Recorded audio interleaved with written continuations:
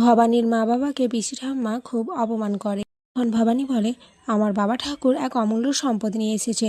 তখন পিসি ঠাম্মা বলে, কোথায়, দেখতে পাচ্ছি না তো।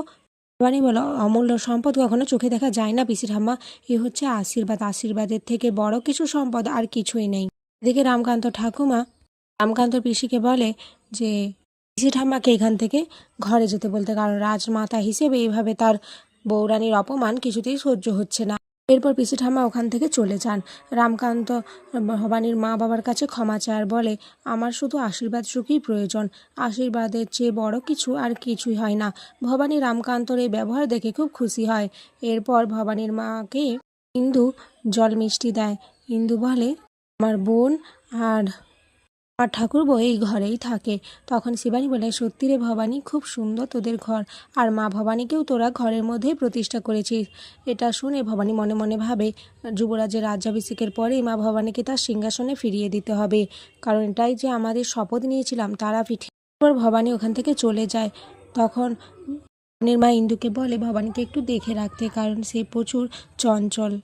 ইন্দু বলে, সে যে চঞ্চল যেমন তেমন লক্ষ্মীও, আর সেই তো হবে রাজরাজেশ্বরী রানী ভবানী, যে দয়ার পরিপূর্ণ, আবার শত্রুদের মোকাবেলা করতেও পিছুপা হয় না।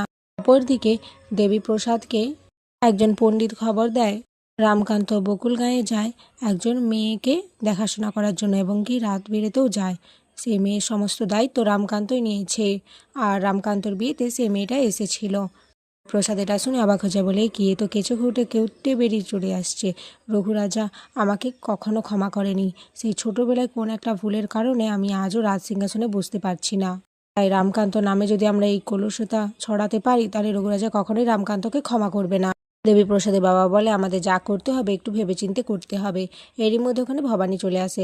ভবানী এসে বলে যে সে যুবরাজের পাগড়ি করছে, তাই সমস্ত বড় গুরুজনদের হাতের ছাপ এই কাপড়ে নেবে।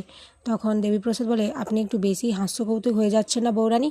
তখন ভবানী বলে, আর আপনার মনে দেখে মনে হচ্ছে আপনি অখুশি রয়েছে। প্রসাদের মা বলে, আমরা কেউই অখুশি না, আমরা খুবই খুশি।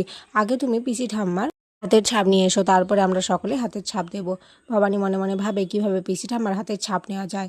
এরপর সে পিসি ঠাম্মার ঘরে গিয়ে চন্দন বেটে পিসি ঠাম্মা যে পাখা ব্যবহার করে সেই পাখার হাতলে চন্দন লেপটে দেয়। এরপর পিসি ঠাম্মা ঘরে এসে সেই পাখা ধরলে তার হাতে চন্দন লেগে যায়।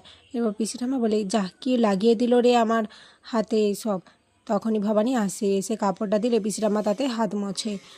এরই মধ্যে ঈশ্বরী আর দেবীপ্রসাদের মাও ওখানে চলে আসে। তারা বলে, পিসিমা, এটা আপনি কি করলেন, হাতের ছাপটা দিয়ে দিলেন। পিসি ঠাম্মা কিছুই বুঝতে পারে না। তখন ভবানী বলে, যাক, কাজ হয়ে গেছে, এরপর বাকি কাজ করা বাকি। আগামী পর্বে দেখা যায় রামকান্ত রাজ্যাভিষেক হচ্ছে। তখনই দেবীপ্রসাদ এসে বলে, রামকান্ত এই সিংহাসনে বসার যোগ্য নয়। এটা শুনে ভবানী এসে দেবীপ্রসাদের গলায় তলোয়ার ধরে, আর এখানেই আজকের পর্ব শেষ হয়ে যায়।